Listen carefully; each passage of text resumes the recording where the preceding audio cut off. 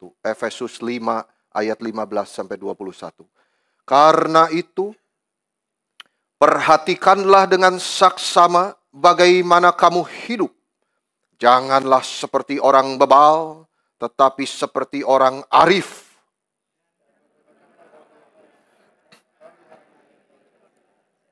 Sebab itu janganlah kamu bodoh, tetapi usahakanlah supaya kamu mengerti kehendak Tuhan.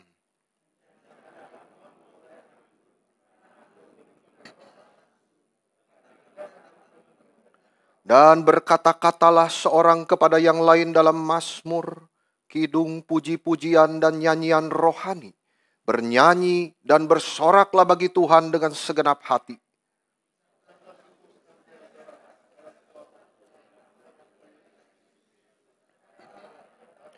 Dan rendahkanlah dirimu seorang kepada yang lain di dalam takut akan Kristus. Saudara sekalian, minggu kemarin pesan firman Tuhan masih ingat? Bangunlah, hai kamu yang tidur. Bangun, bangkitlah hai kamu yang tidur. Apa tujuannya saudara-saudara?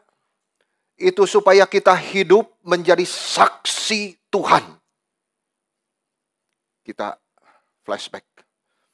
Paulus berkata, jangan kamu ikut rupa-rupa percabulan, keserakahan, dan hawa nafsu duniawi.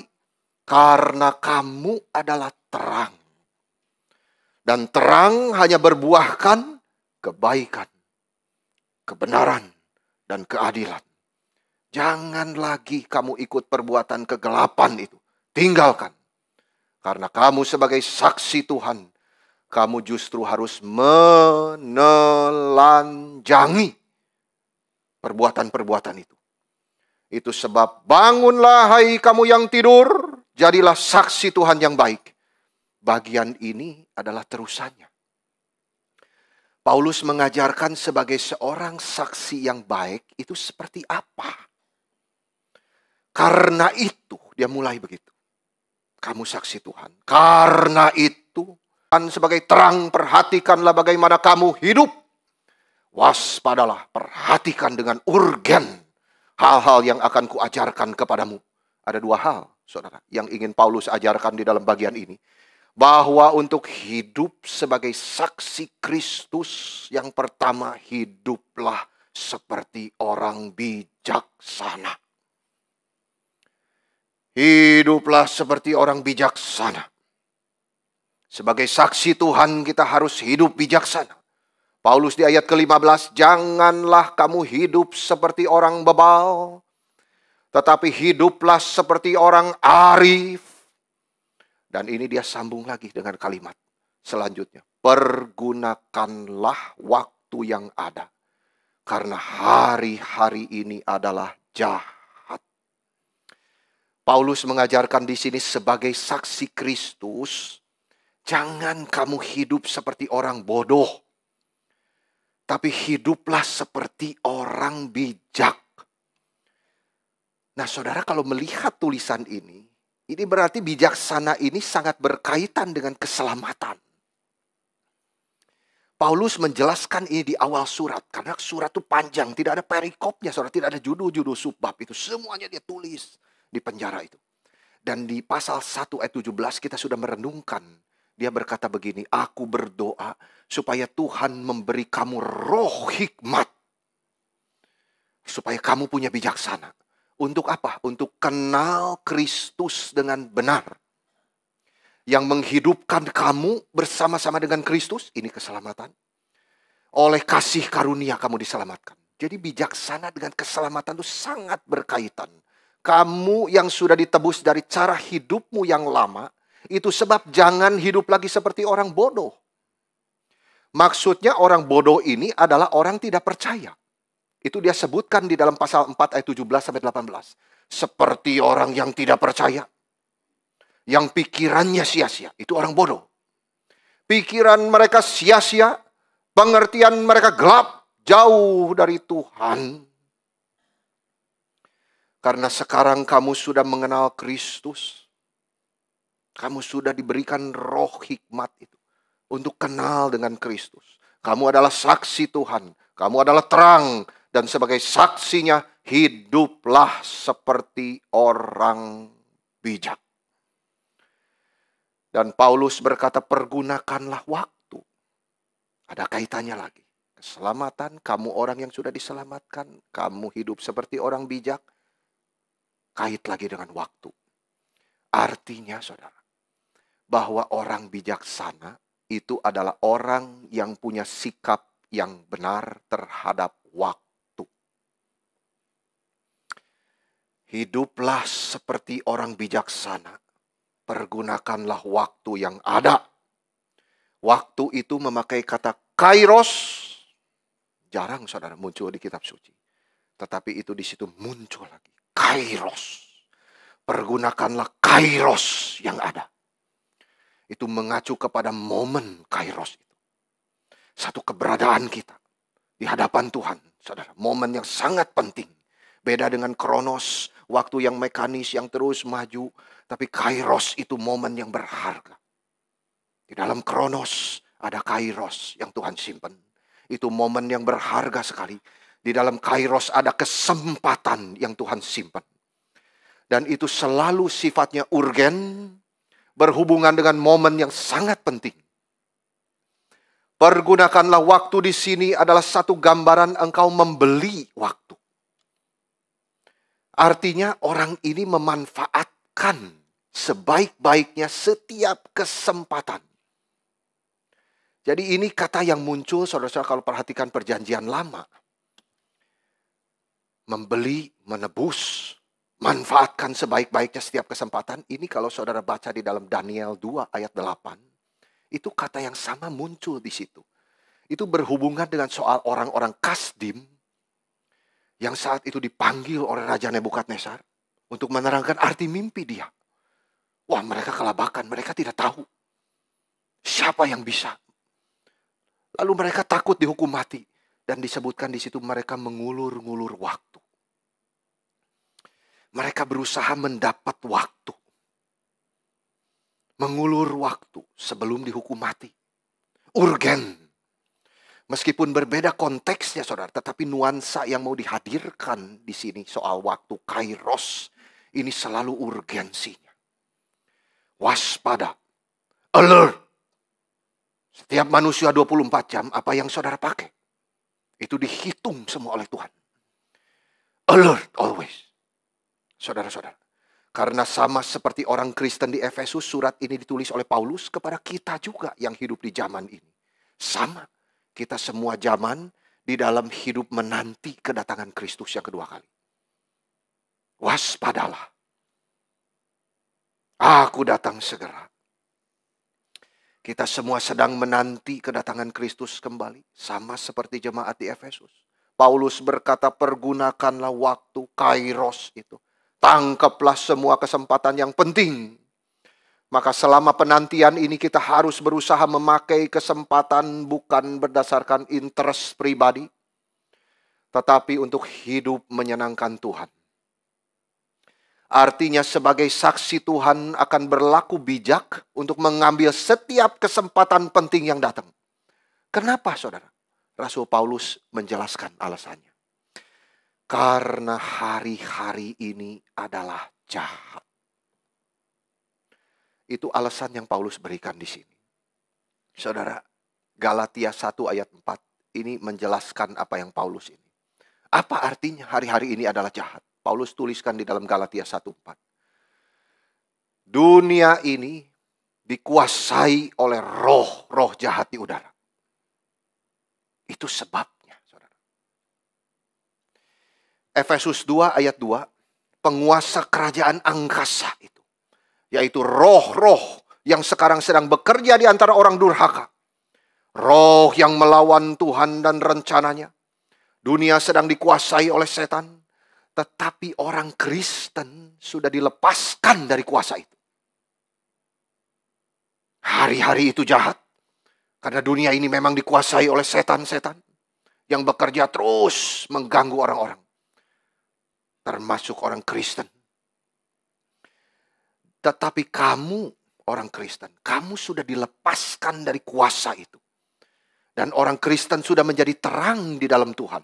Itu sebabnya meskipun kita masih hidup di tengah hari-hari yang jahat ini, kita dipanggil untuk hidup menyenangkan Tuhan dengan memakai setiap kesempatan yang diberikan.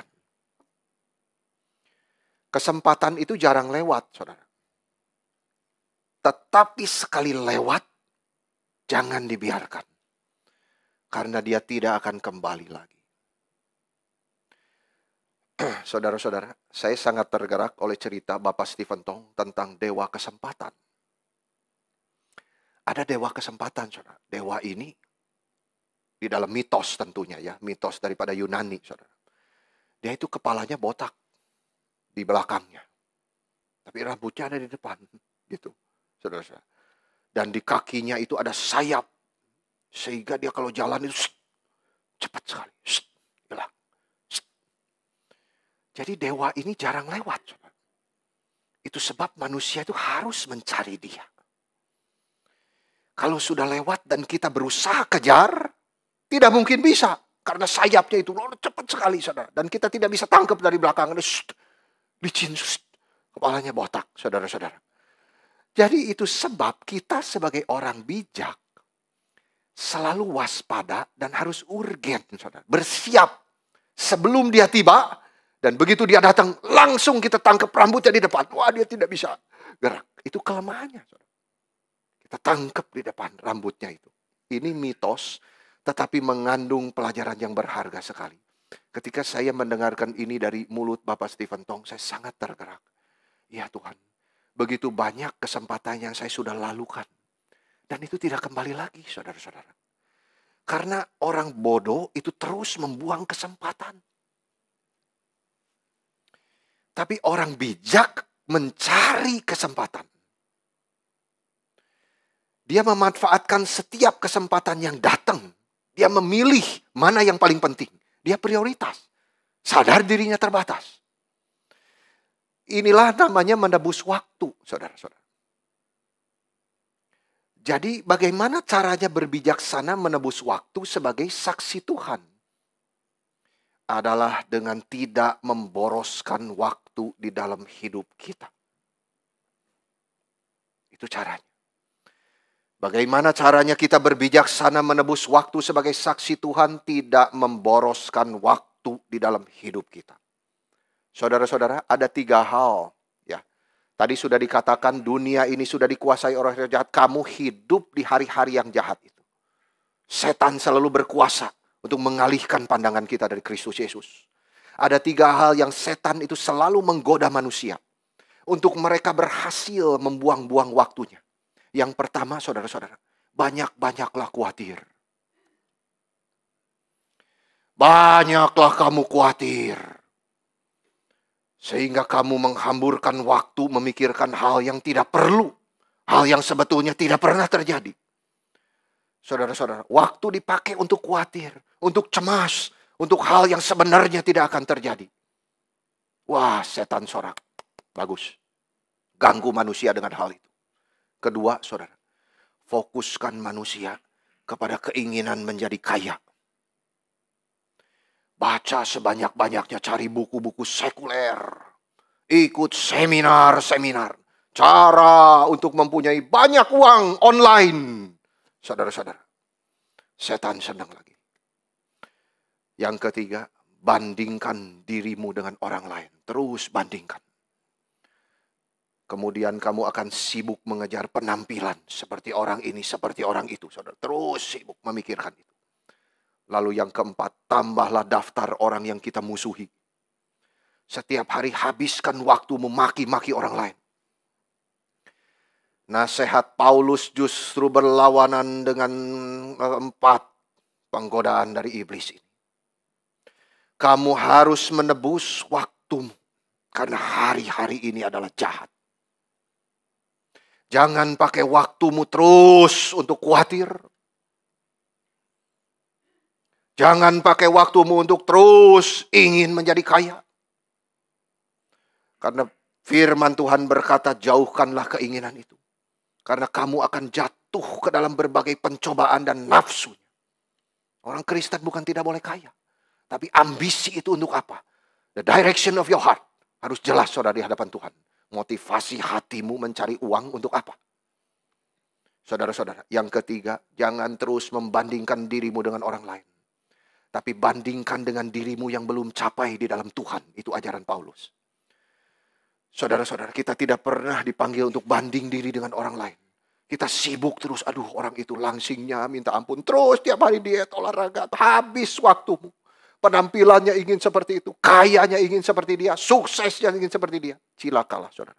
Yang keempat, tebus waktumu. Jangan menambahi terus daftar kekurangan orang, kelemahan orang lain, dimaki-maki terus. Saudara-saudara, firman Tuhan tidak pernah mengajar demikian. Tebus waktumu, itu artinya banyak mengucap syukur. Mengingat kebaikan orang. Positif dalam diri orang lain. Saudara-saudara, nasihat Paulus, tebuslah waktumu. Jangan terbiasa memupuk kecemasan di dalam hidup. Jangan terbiasa memupuk keinginan menjadi kaya. Jangan membawa kita ke dalam pencobaan yang berbagai nafsunya yang menghancurkan. Tetapi pikirlah hal yang bermakna. Kamu saksi Kristus. Terang, pikir hal yang bermakna di dalam hidupmu. Hal yang berkaitan dengan kerohanian. Sehingga kita bisa hidup menyenangkan Tuhan. Bagaimana caranya hidup menyenangkan Tuhan, saudara-saudara? Ini bagian yang sangat praktis. Ya, 3 pasal di dalam Efesus itu doktrinal semua. Kental sekali dengan doktrin. Tetapi 3 pasal lagi ini praktek hidup Kristiani. Etika Kristen. Bagaimana caranya kamu hidup menyenangkan Tuhan? Saudara-saudara, Paulus berkata, jangan hidup seperti orang bodoh. Tetapi mengertilah kehendak Tuhan. Nah ini maju 1 step lagi saudara. Kamu tidak memboroskan waktu itu untuk apa? Kamu menebus waktu itu untuk apa? Kamu tidak perlu cemas dan khawatir untuk apa? Karena kamu ingin ngerti kehendak Tuhan. Kita semua dicipta itu ada tujuannya. Ada rencana Tuhan yang mulia, saudara-saudara. Berarti ini ada peningkatan dari yang pertama. Kita bukan saja hidup seperti orang arif, seperti orang bijaksana, tetapi fokusnya sekarang adalah mengerti kehendak Tuhan dan menjalankannya. Ini goalnya, saudara. Daripada kamu menebus waktu itu untuk apa? Ini goalnya, tujuan akhirnya. Kamu ngerti kehendak Tuhan dan kamu menjalankannya. Kalau kita mau mengetahui kehendak Tuhan, saudara-saudara, tidak perlu kita mengalami hal-hal yang ajaib. Seperti dapat wahyu dalam mimpi-mimpi dan sebagainya. Tetapi dengan cara kita mempelajari firman Tuhan. Nah di dalam bagian ini saudara Paulus mengajarkan lebih dari sekedar tahu kehendak Tuhan dalam kitab suci. Paulus tidak berkata pelajari apa yang Tuhan katakan di dalam kitab suci. Hidupi itu. Tapi Paulus mengaitkan dengan bijaksana memanfaatkan waktu yang Tuhan berikan kepada kita. Supaya kita hidup di dalam menjalankan kehendak Tuhan. Seolah-olah dia tanya sama kita semua saudara, masing-masing. Apa yang harus saya lakukan dengan momen yang diberikan kepada saya ini? Sekarang, urgen. Bagaimana sebaiknya saya menghabiskan hari ini? Jam ini, menit ini di hadapan Tuhan. Apa yang Tuhan ingin saya kerjakan? Nah itu kehendak dia. Selalu ada priority. Paulus mendorong kita untuk mengerti apa yang Tuhan sedang kerjakan dan kita mau ikut pimpinan dia. Saudara-saudara, hidup ini hanya 1 kali. Kita tidak akan kembali lagi setelah mati. Itu sebabnya kita harus memanfaatkan setiap kesempatan yang datang dengan mengerjakan apa yang Tuhan ingin kita kerjakan. Selama waktu masih ada, nanti malam datang mau kerja pun sudah tidak bisa. Selama kita masih diberi hidup, ada kesempatan pakai waktu sebaik-baiknya. Kita semua adalah manusia yang terbatas, itu sebab kita harus belajar prioritas. Apa yang Tuhan inginkan, kerjakan. Apa yang bisa dikerjakan sekarang, artinya saudara, jangan tunggu besok. Saudara Martin Luther di dalam bagian ini saya baca tulisan dia, saudara-saudara. Ini sangat praktikal ya, waktu itu dia menulis, saudara-saudara. Karena dia itu di zaman medieval itu, saudara, dia ikut masuk biara. Nah di biara itu ada peraturan-peraturan. Doa, harus jam segini saudara. Kamu harus memupuk jasamu doa-doa. Wah, dia sudah kelabakan saudara. 1 hari sampai 5 minggu. Dia sudah numpuk karena kesibukan, dia tidak bisa doa. Tuhan tolong saya. Saudara-saudara, dia ingin mendapat kepekaan itu. Ingin mendapat kepekaan, tetapi bukan peraturan saudara. Yang mengikat, oh jam segini saya harus. Jam segini saya harus demi memupuk jasa kepada Tuhan. Tidak. Tetapi dia berkata begini saudara. Sekarang jikalau ada gerakan saya untuk berdoa. Tiba-tiba saya ingat kerjaan rumah tangga belum selesai. Lalu saya harus cuci dulu. Saudara, cuci baju dulu. Saya harus menyiapkan teh dulu, saudara-saudara. Akhirnya saya tidak pernah berdoa hari itu. Apa saudara yang mau disampaikan oleh Martin Luther ini? Kalau ada gerakan sekarang, kerjain sekarang. Jangan tunda hal-hal yang kerohanian. Saudara, waktu tidak bisa diputar kembali. Apa yang harus dikerjakan sekarang, kerjakan. Jangan ditunda. Yang berdosa, tinggalkan dosa. Yang jauh dari Tuhan, kembali. Yang belum melayani Tuhan, layanilah dia. Kita tidak pernah tahu, saudara, hidup di dunia berapa lama lagi. Tetapi tanyalah masing-masing, waktu saya kembali ketemu Tuhan, apa yang saya bisa persembahkan? Saudara, kita sering kata, oh saya nggak ada waktu. Saudara, saya tidak ada waktu. Sebenarnya tujuan kita bukan ingin punya lebih banyak waktu, saudara.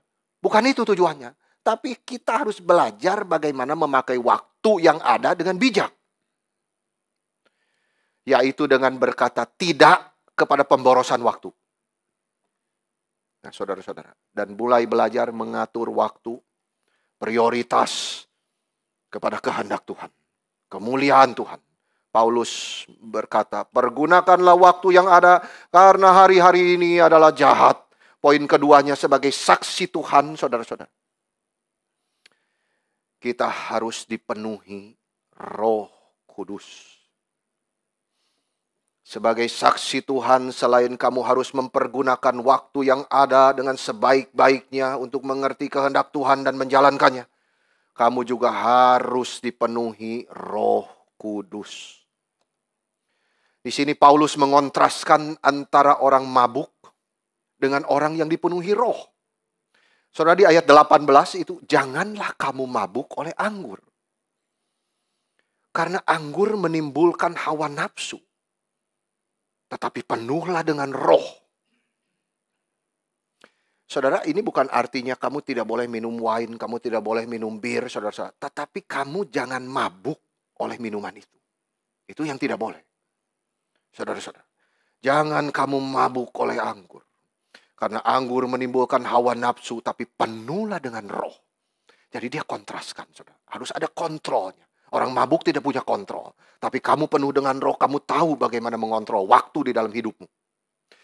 Saudara-saudara, orang-orang bodoh mencari kesenangannya lewat kumpul-kumpul, minum alkohol, ketawa-ketawa, canda, guyon-guyon, cabul.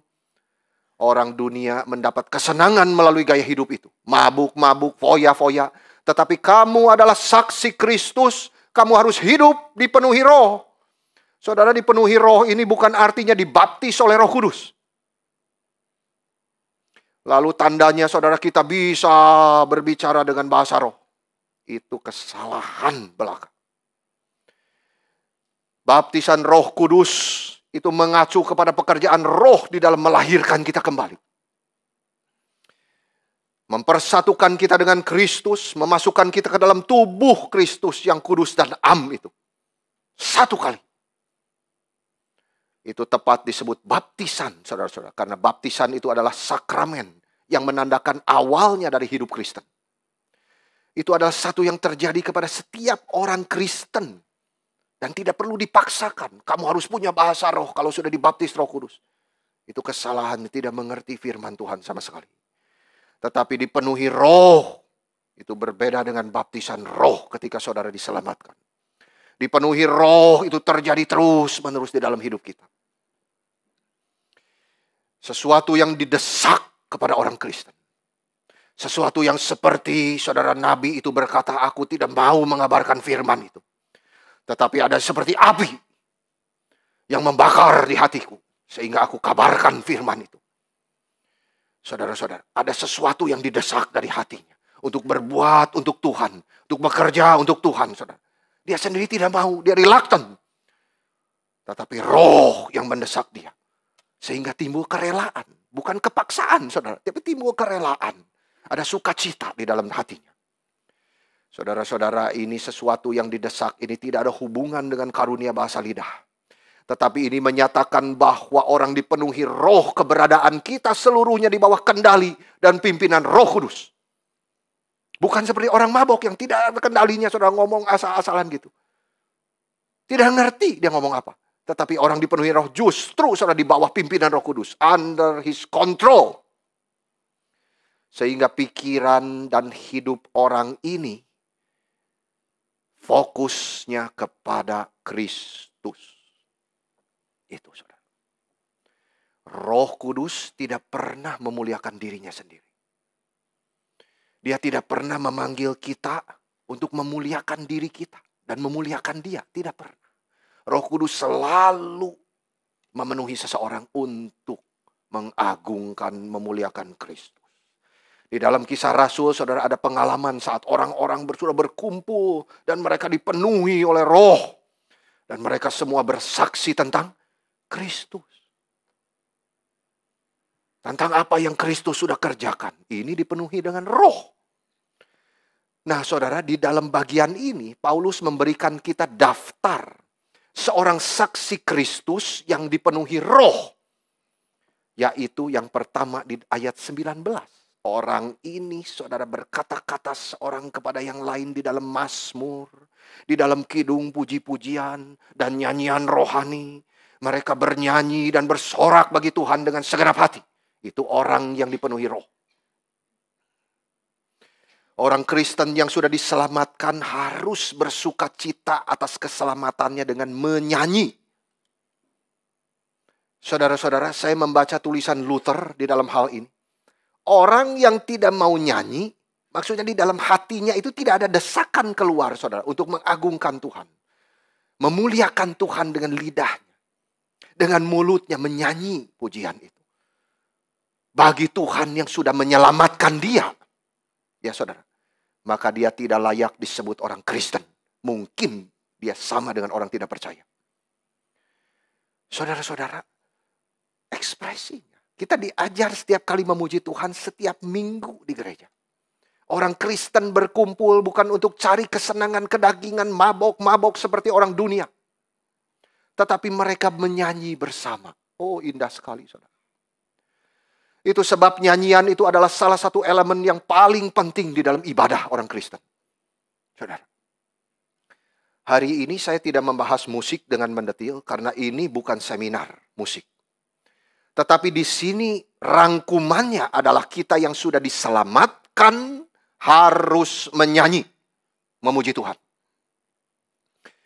Dengan lagu-lagu yang sudah diinspirasi oleh Roh Kudus kepada para komponis. Di dalam gereja kita tidak menyanyi spontan keluar dari hati, saudara. Kita menyanyikan apa yang sudah ditulis. Sehingga ada keteraturan, ada kontrol. Paulus berkata bernyanyi dan bersorak bagi Tuhan dengan segenap hati. Ini hati ini penting. Saudara, artinya di dalam menyanyi dan memuji itu hati itu penting. Ini menyatakan lagu dengan karakter Kristen. Lagu-lagu dengan karakter Kristen. Melodinya yang indah saudara. Yang sederhana, yang menyentuh hati. Dan teks dan melodi itu cocok karena Tuhan yang memberikannya. Saudara Luther berkata orang yang sudah diselamatkan Tuhan harus menyanyi sebagai ekspresi ucapan syukur dia kepada Tuhan. Itu ekspresi hatinya yang natural. Nah saudara, di dalam hal ini paling tidak kita bisa melihat beberapa prinsip di dalam nyanyian jemaat. Congregational singing. Bukan kor, bukan solo, bukan kuartet, bukan trio, bukan. Tetapi nyanyian bersama sebagai jemaat. Paling tidak kita bisa melihat beberapa prinsipnya. Pertama saudara adalah gabungan teks dengan melodi. Setiap lagu itu terdiri begitu. Kecuali lagu instrumental, saudara. Nyanyian vokal itu ada, saudara, teksnya, ada melodinya. Fungsi melodi itu kata Calvin, saudara, itu membantu teks firman Tuhan masuk ke dalam hati manusia. Itu melodi itu dari surga, saudara. Ya, tetapi jangan salah, karena justru melodi itu dari surga dan dunia ini hari-hari ini adalah jahat. Kadang-kadang orang yang diganggu oleh setan itu, saudara, memakai melodi untuk kepentingannya sendiri. Membangkitkan nafsu kedagingan. Jangan memakai melodi seperti itu di dalam gereja. Yang membangkitkan nafsu kedaginganmu. Banyak musik-musik seperti itu, saudara. Tetapi musik dengan karakter surgawi. Karena melodi itu, saudara, ciptaan Tuhan yang indah. Itu melodi itu Calvin bilang seperti corong. Kamu kalau masukin air, saudara-saudara, pakai corong. Masuk ke dalam gelas. Airnya itu firman Tuhan. Corongnya itu melodi. Masuk ke gelas itu hati manusia. Jelek. Saudara, saya kadang berpikir ya saudara. Musik itu bukan soal kompleks atau sederhana. Kadang seorang menyanyikan lagu begitu indah. Ya. Kita bisa mencucur air mata saudara. Lagu Amazing Grace. Lagu seperti tadi dinyanyi. Saya sudah cukup. Saya tidak merasa harus naik ke atas mimbar berkhotbah. He preached the word already. Itu keyakinan orang-orang reformator semua, saudara. Penyanyi itu mereka memberitakan firman lebih kuat daripada pengkhotbah. Because they use melody from the Lord. Sehingga menancap di hati manusia. Saudara-saudara. Agustinus berkata begini sebaliknya, saudara. Karena para reformator waktu itu sangat ketakutan bagaimana kalau melodi ini disalahgunakan. Itu sebab Agustinus saudara berkata begini. Jikalau kita menyanyi dan hati kita digerakkan bukan oleh teks firman Tuhan itu, tetapi oleh melodinya, maka saya sudah berdosa kepada Tuhan. Lebih baik tidak menyanyi sama sekali. Nah tentunya ini harus diresepsi, jangan salah resepsi saudara. Wah kalau begitu saya tidak mau dengar musik instrumental sama sekali. Tidak saudara-saudara. Ya, melodi itu ada keindahannya sendiri. Semua bapak-bapak gereja seperti ini karena konteks hidup mereka. Ya waktu itu saudara-saudara. Sehingga sampai kepada zaman reformator, Zwingli menolak sama sekali nyanyian di dalam gereja. Tapi Calvin masih memperbolehkan tanpa iringan. Tetapi Luther yang justru membebaskannya. Ini kita bisa seperti ini. Itu jasa Martin Luther. Bisa ada piano di situ, kadang ada pemain biola, pemain gitar, saudara-saudara. Itu Martin Luther. Jasanya dia yang memperjuangkan. Because this is the creation of God. The beautiful creation of God. Saudara-saudara, harus dipakai yang benar, itu sebabnya. Nah, saudara-saudara. Kita meresepsi Agustinus tadi. Jikalau saya digerakkan oleh melodinya, bukan oleh teksnya, saya sudah berdosa kepada Tuhan. Lebih baik saya tidak nyanyi sama sekali. Berarti saudara, kita harus tahu apa yang paling penting di dalam satu himne. Lagu puji-pujian, kidung itu. Itu adalah teks firman Tuhan yang dinyanyikan. Saudara-saudara. Itu sebabnya saya berkata sekali lagi saudara. Di dalam satu ibadah gereja, jikalau ada kor, ada ensemble, kita harus dahulukan kor. Kita harus dahulukan nyanyian pujian. Karena mereka melantunkan firman. Yang bisa dimengerti oleh jemaat dan membangun jemaat. Saudara-saudara, itu yang membangun. Teks firman Tuhan. Itu sebab menuju poin kedua, saudara. Menyanyi tidak boleh mengambil posisi firman Tuhan. Paulus berkata bernyanyi dan bersoraklah bagi Tuhan dengan segenap hati. Itu bukan maksudnya terus-menerus menyanyi di dalam ibadah. Jadi kita bicara congregational singing ya saudara. Sampai porsi nyanyian itu mengambil porsi firman Tuhan. Kebaktian 1 jam nyanyinya 50 menit. Saudara. Akhirnya sudah kecapean semua saudara. Rasio tidak bekerja dengan baik. Lalu kekuatan mendengar, mencerna firman sudah tidak ada lagi.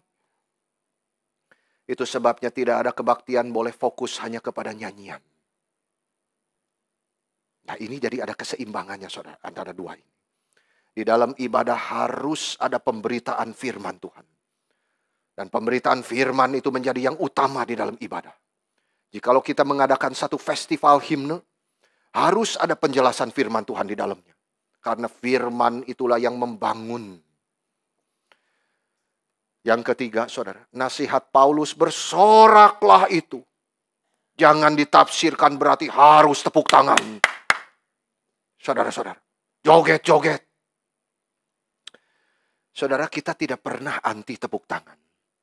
Ya, saudara-saudara. Tetapi pertanyaannya, apakah tindakan itu sungguh-sungguh keluar dari hati yang dipenuhi roh? That's the question. Yang membawa pujian kepada Kristus. Atau dari nafsu kedagingan kita, saudara. Jikalau kita dipenuhi roh, lalu spontan kita tepuk tangan untuk Kristus Yesus. Amin, saudara. Itu satu jemaat, kalau roh sudah melawat mereka. Mereka semua menepuk tangan pujian kepada Kristus. Amin. Saya percaya itu terjadi. Saudara-saudara, tetapi kalau dengan tepuk tangan justru kita ingin gerakan hati kita di dalam. Semangatin orang lain. Ayo, ayo saudara-saudara. Bantuan tepuk tangan. Ini yang salah. Yang keempat, saudara-saudara. Di dalam nyanyian jemaat ada penguasaan diri. Di dalam konteks nyanyi bersama sebagai jemaat. Karena dipenuhi roh. Maka ada penguasaan diri. Itu salah satu daripada buah roh. Itu sebabnya setiap jemaat harus mengontrol dirinya. Khususnya di dalam volume, durasi. Kapan harus berhenti, kapan harus menyanyi. Saudara-saudara, sehingga dia tidak tergoda menonjolkan suaranya yang bagus. Tetapi ketika bernyanyi sebagai jemaat, suara kita semua bergabung menjadi satu. Harmonis, menjadi pujian kepada Tuhan. Sama waktunya, sama kata-katanya, sama melodinya. Ini keindahan luar biasa, saudara-saudara. Menjadi satu persembahan yang harum, yang berkenan kepada Tuhan. Yang kelima, tidak ada profesionalisme di dalam congregational singing. Saudara harus membedakan antara menyanyi dengan kur, sebagai kur, atau apalagi solois, saudara. Ya, dengan menyanyi sebagai jemaat. Menyanyi di kur, itu harus ada audisinya. Saudara-saudara, untuk menentukan kualitas suara daripada anggota-anggota itu. Tetapi dalam nyanyian jemaat, semua yang menyanyi dengan hatinya diterima oleh Tuhan. Amin, saudara. Inilah Tuhan yang adil seperti ini. Saudara-saudara, saya kadang-kadang, saudara saya waktu melatih kor, saya terus terang saudara, saya sempat mencucur air mata. Karena ternyata banyak daripada anak-anak yang tidak bisa cium nadanya. Ada tunanada, saudara. Kenapa Tuhan orang Kristen diberikan tunanada? Tunanada itu lain dengan orang fales ya saudara-saudara, lain. Orang fales bisa dilatih, jadi bisa. Tapi orang tunanada tidak bisa. Saudara ribuan kali pencet di piano, dia nyanyi, beda terus. Tidak bisa dia tangkap. Kenapa Tuhan? Saya merasa engkau tidak adil. Saya ajar orang ini 2 tahun secara khusus. Tidak bisa. Saya baru mengerti saudara. Di dalam nyanyian jemaat. Tuhan menerima setiap persembahan nyanyian yang keluar dari hati. Orang-orang yang sudah ditebus darah Kristus. Itu keadilan Tuhan. Memang mereka bukan bagiannya di dalam kur. Pelayanan di gereja sudah tidak tentu harus kur. Saudara-saudara. Memang mereka bukan dipanggil untuk menyanyi sebagai bagian dari kur. Daud memilih di dalam orang-orang Lewi yang pandai menyanyi. Saudara.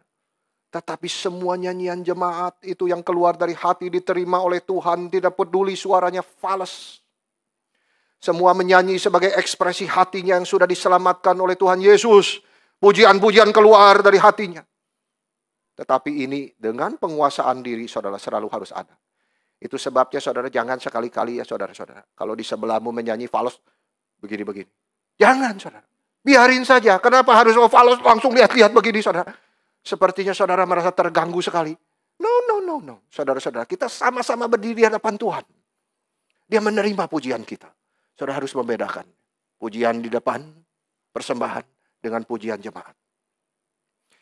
Yang terakhir, yang paling penting semua nyanyian harus berfokus kepada Kristus Yesus. Karena orang ini adalah orang yang dipenuhi roh. Itu sebab kemuliaan harus bagi Kristus. Dia bersaksi bagi Kristus. Siapapun yang dipenuhi oleh Roh pasti memuji Kristus, saudara. Roh Kudus tidak pernah menarik perhatian orang kepada dirinya, tetapi selalu kepada Kristus. Paulus berkata, siapa yang dipenuhi Roh, dia akan menyanyi pujian dengan segenap hatinya bagi Kristus. Marilah kita menyanyi lebih sungguh untuk Tuhan Yesus yang sudah menyelamatkan kita. Karena itu tanda bahwa kita benar-benar orang yang sudah diselamatkan, itu tandanya. Dan berapa dalam kesungguhan kita yang dalam bahasa Paulus dengan segenap hatimu itu. Berapa dalam kamu dengan segenap hatimu menyanyi untuk Tuhan, itu tanda kita dipenuhi oleh Roh. Saya yakin banyak di antara saudara pernah mengalami ini, saudara. Ketika di rumah tiba-tiba spontan ingin nyanyi, saudara mencucurkan air mata. Itu Roh memenuhi saudara. Saudara-saudara, dan bagaimana itu ampuhnya jikalau disaksikan kepada jemaat Tuhan. Saudara-saudara, orang Kristen di dalam segala keadaan baik atau buruk kita diajarkan untuk menyanyi memuji Tuhan. Bukan hanya dengan mulut tetapi dengan segenap hati. Kita tidak hanya memuji pada waktu lancar, tetapi kita harus bersiap menjadi saksi Tuhan meskipun di malam yang gelap. Saudara, kita semua tahu hidup Ayub. Ada satu ayat sungguh menggerakkan hati saya, saudara-saudara. Tuhan yang memberiku pujian. Orang sudah sengsara aja luar biasa seperti dia, saudara. Tuhan yang memberiku pujian di tengah malam gelap. Itu sebab orang Kristen yang dipenuhi Roh percaya Tuhan hidup dan sanggup membuat dia menyanyi di tengah malam yang paling gelap. Menyaksikan Tuhan Yesus yang hidup dan menyertai dia. So powerful. Dan menyanyi dengan segenap hati itulah yang akan kita kerjakan dengan sempurna di surga nanti, saudara. Ini selalu ada aspek eskatologisnya.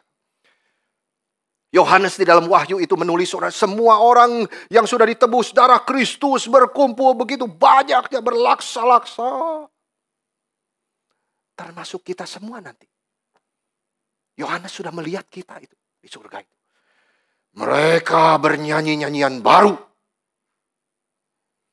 Menyanyi pujian kepada Kristus yang duduk di atas tahta itu. Bagi dia yang duduk di atas tahta dan bagi anak domba adalah puji-pujian dan hormat dan kemuliaan dan kuasa sampai selama-lamanya. Amin. Itu bunyi nyanyiannya. Kita semua akan nyanyi itu, saudara. Memuji Kristus yang duduk di atas tahta. Pujian, hormat, kemuliaan, kuasa sampai selama-lamanya bagi dia. Amin. Paulus berkata, bernyanyi dan bersoraklah bagi Tuhan dengan segenap hatimu. Setiap orang Kristen yang dipenuhi Roh harus bernyanyi untuk Kristus yang telah menyelamatkan dia. Yang kedua, saudara-saudara, Paulus berkata di ayat 20, ucaplah syukur senantiasa. Bukan hanya menyanyi. Ucap syukur senantiasa atas segala sesuatu di dalam nama Tuhan kita Yesus Kristus kepada Allah dan Bapa kita. Jadi Paulus meneruskan perkataannya. Hei kamu orang-orang Kristen, sebagai saksi Kristus yang dipenuhi Roh. Paulus membuat kontras antara orang-orang yang tidak kenal Allah, orang yang tidak kenal Tuhan, saudara, selalu bersungut-sungut. Tetapi orang yang kenal Tuhan dan dipenuhi Roh selalu mengucap syukur. Jadi Paulus itu ada dua, kayak kontraskan. Kamu bukan seperti orang yang mabuk-mabuk itu. Cari kesenangan dunia. Tapi kamu adalah orang yang dipenuhi Roh Kudus. Kamu menyanyi memuji Tuhan dan mengucap syukur. Saudara, ini mengingatkan kita kepada cara hidup jemaat mula-mula di dalam Kisah Rasul. Mereka berkumpul, mereka bergembira untuk Tuhan. Mereka memuji Tuhan Yesus karena keselamatan yang besar yang dianugerahkan. Bersyukur di dalam hidup baru yang mereka miliki. Itu sebab bersyukurlah dalam segala hal. Karena ucapan syukur tidak pernah lepas dari kesadaran bahwa kita sudah diberi hidup. Kita sudah dipisahkan dari dunia ini.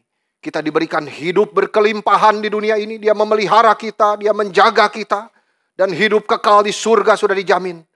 Ini luar biasa, saudara-saudara. Tarikan antara dunia dan tarikan antara surga. Itu sebab Paulus berkata bersyukurlah senantiasa. Kita diajar untuk belajar mengingat berkat Tuhan setiap hari untuk apapun. Kita diajar bukan hanya bersyukur untuk hal tertentu saja, tetapi untuk segala hal. Berarti termasuk hal yang tidak menyenangkan di dalam hidup kita.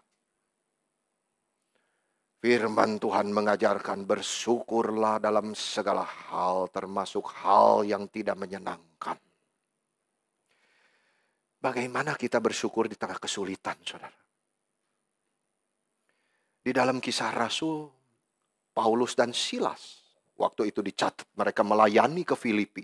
Waduh, mereka akhirnya ditangkap, saudara, karena mengabar Injil di situ ditangkap, lalu dipukuli, dimasukkan ke dalam penjara, saudara. Kakinya dibelenggu lagi, belum cukup.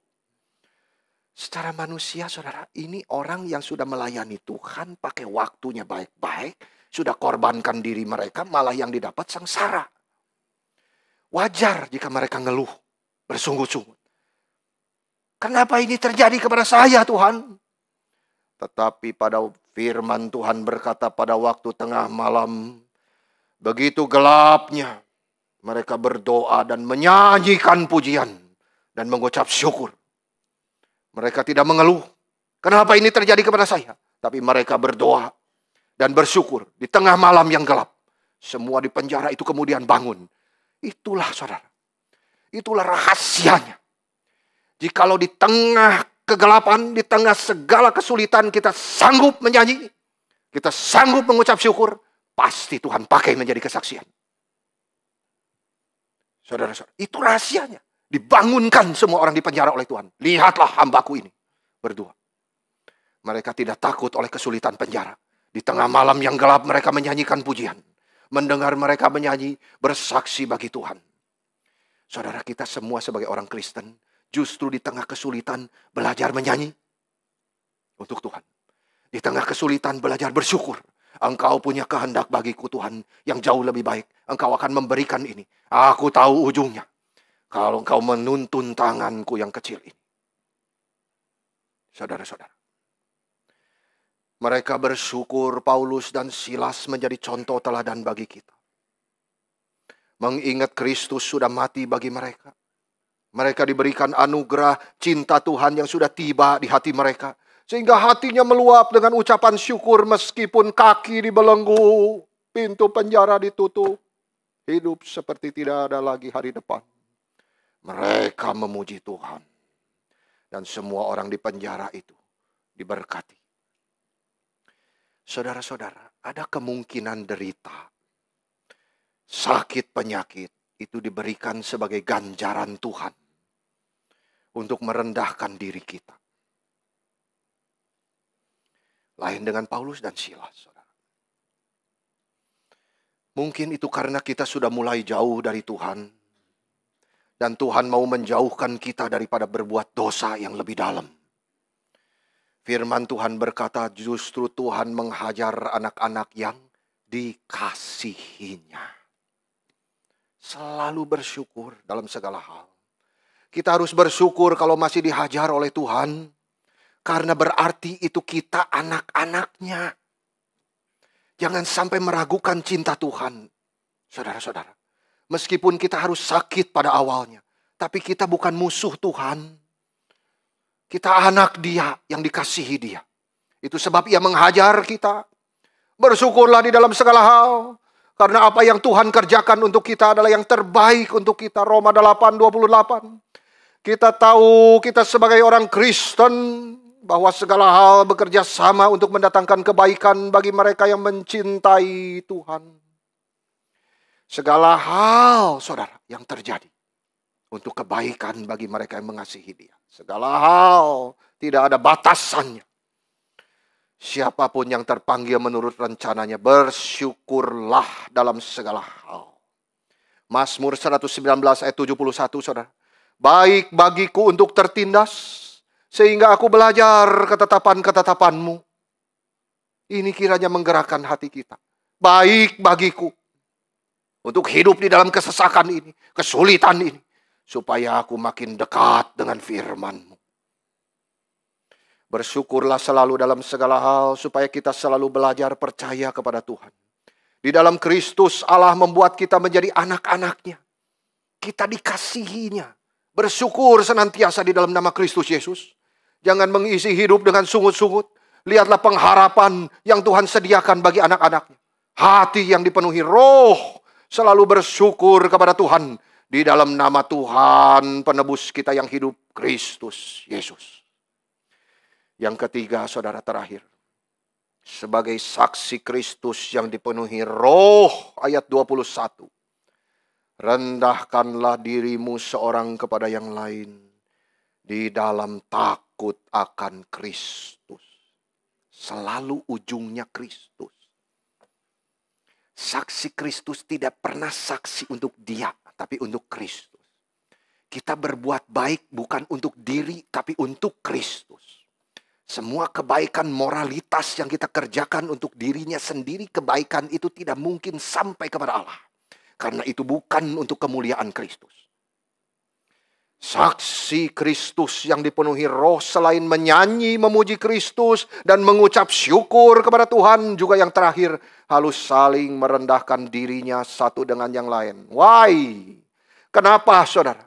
Apa dasarnya kamu harus merendahkan diri? Paulus memberikan di sini. Karena kamu takut akan Kristus. Itu. Segala hal fokusnya harus kepada Kristus. Apa artinya takut akan Kristus, saudara? Pertama, karena kita menghormati dia. Reverence. Fear of him. Kita hormat kepada dia. Kristus adalah Tuhan atas hidup kita. Kristus bukan saja juru selamat yang menyelamatkan saudara tubuh dan jiwa kita. Tetapi dia juga adalah Tuhan yang memimpin kita. Atas seluruh hidup kita. Itu sebabnya kita merendahkan diri bukan karena persoalan sosial atau moralitas atau teori politik, ekonomi, saudara, apapun itu. Itu semua mengarah kepada diri, untuk kepentingan diri. Tetapi apapun yang kita kerjakan di dunia ini dasarnya adalah hormat kita kepada Kristus. Orang Kristen berbeda dengan orang bukan Kristen, saudara-saudara. Kita melakukan segala hal di dalam takut akan Kristus. Tujuannya itu. Sebagai saksi Kristus kita tidak pernah difokuskan kepada diri. Antroposentris. Ini gambaran seorang kita, saudara-saudara, di dalam hal ini Paulus mengatakan kata ini. Rendahkanlah dirimu seorang kepada yang lain. Ini gambarannya seperti seorang prajurit, saudara. Seorang prajurit yang ditaruh di dalam satu kompi, grup dia. Dia tidak berjuang untuk sendiri. Tapi dia berjuang untuk negaranya. Saudara, itu. Rendahkan satu dengan yang lain. Itu ada gambarannya seperti itu. Bukan untuk sendiri. Tapi selalu kepentingan seluruh anggota tubuh Kristus. Ini gambaran yang Paulus gunakan untuk kepentingan gereja. Saudara. Anggota tubuh Kristus. Rendahkanlah dirimu seorang kepada yang lain. Berarti harus pikir kepentingan orang lain juga. Paulus berkata kepada jemaat di Korintus. Gereja itu adalah tubuh Kristus. Kalau yang satu sakit, yang lain merasakan. Satu sukacita, yang lain merasakan.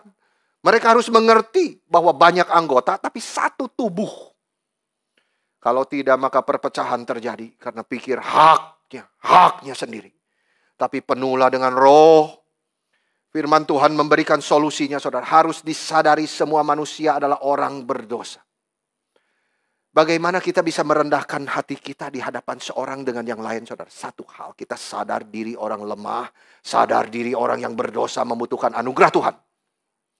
Cilakalah saudara, sudah jadi orang Kristen tapi tidak pernah merasa diri berdosa. Itu gawat, saudara. Karena pertama, kenalilah dirimu. Itu bukan seperti ajaran psikologi sekuler. Kamu bisa, ada kekuatan di dalam dirimu sendiri. No, firman Tuhan berkata kamu seperti kain kotor. Kebaikan apapun di dalam dirimu seperti kain yang compang-camping. Kamu itu orang berdosa. Tidak ada kemuliaan sama sekali di dalam dirimu. Apa yang kamu miliki yang tidak kamu terima? Semua dari Tuhan.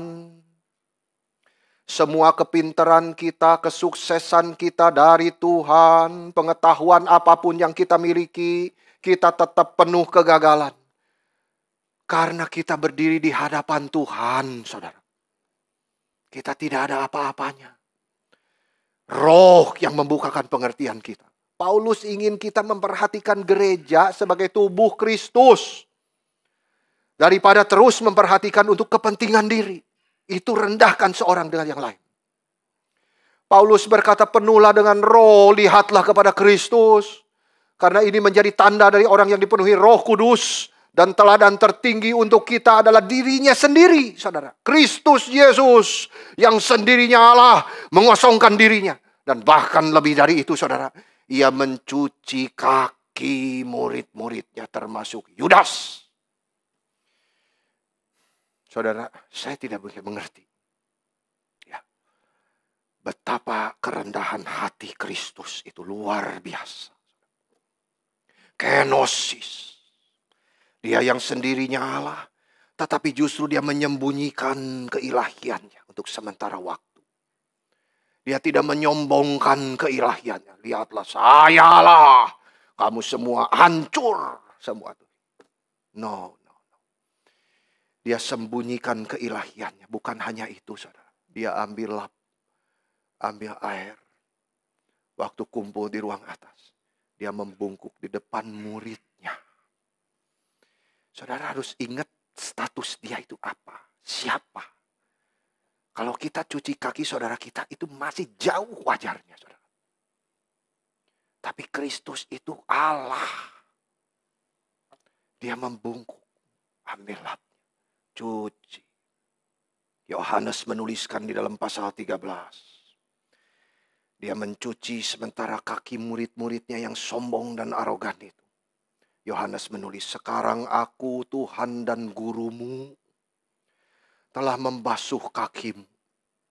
Kamu juga harus saling membasuh kaki. Aku telah memberikan teladan bahwa kamu juga harus melakukan seperti yang telah aku lakukan untuk. Aku berkata kepadamu yang sebenarnya, tidak ada hamba yang lebih besar dari tuannya. Dan tidak ada seorang utusan yang lebih besar dari dia yang mengutusnya. Maksudnya saudara, meskipun dia adalah Allah, kamu memanggil aku Tuhan dan gurumu, tapi aku mencuci kakimu. The greatest example. Ini teladan yang kuberikan kepadamu. Di dalam teladan inilah Yesus mengerjakan sesuatu. Menjadi contoh bagi kita. Merendahkan diri kita satu dengan yang lain. Yang kedua saudara, takut akan Kristus itu artinya kita punya hati itu takut untuk kecewain dia. Takut akan Kristus. Aduh Tuhan, kalau saya kerjain ini, saya kecewakan kamu atau tidak. Sama seperti seorang anak itu cinta papa ya. Dia meskipun papa tidak ada, dia ingat terus. Kalau saya beli barang ini, papa suka atau tidak. Papa kecewa atau tidak. Saudara-saudara, Kristus yang begitu mencintai kita, kita tidak mau bikin dia sedih. Itu di dalam Filipi 2, 12, 13. Kerjakanlah keselamatanmu dengan takut dan gentar. Kita harus berusaha, saudara, merendahkan diri seorang dengan yang lain. Dengan takut dan gentar. Karena apa, saudara? Karena setiap kita itu harus berdiri di hadapan Tuhan. Untuk dihakimi berdasarkan perbuatan kita. Di hadapan Tuhan. Apa yang kita bisa katakan di hadapan dia, saudara? Sakeus ketika melihat Yesus. Matanya. Petrus, saudara, ketika melihat Yesus. Apa yang akan kita bicara, saudara? Apakah kita bicara, aku percaya kepadamu Kristus. Aku sudah berdoa. Aku sudah melakukan ini, melakukan itu. Apa yang kita akan katakan di hadapan Kristus Yesus, saudara-saudara? Tuhan melihat Petrus hanya dengan tatapan dia. Lalu Petrus menangis dengan sangat. Dia sadar kondisi dia. Tuhan tidak bicara sama sekali, tapi Petrus menangis terseduh-seduh, saudara, karena sudah mengecewakan Kristus. 3 kali dia menyangkal Tuhan. Saudara-saudara, marilah kita hidup takut untuk mengecewakan Kristus. Karena kita menghormati Dia. Paulus berkata, rendahkanlah dirimu seorang terhadap yang lain di dalam takut akan Kristus. Pergunakanlah waktu yang ada karena hari-hari ini adalah jahat. Hendaklah kamu penuh dengan roh.